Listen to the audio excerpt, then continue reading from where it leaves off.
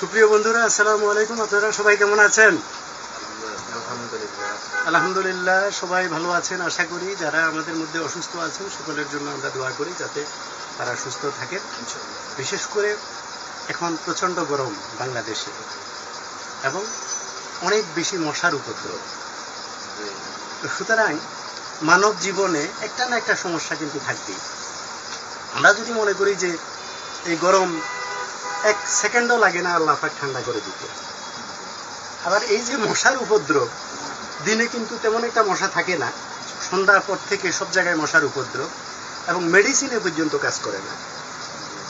এবং মশার কয়েলের উপর বাজারে যে কয়েলগুলো পাওয়া যায় সেই কয়েলগুলোর উপরে মশা বসে থাকে, কি বলেন? সুতরাং এটা মনে হচ্ছে একটা মানসিক শান্তি যে একটা কয়েল জ্বলতেছে কিন্তু কোনো মশা যাচ্ছে না।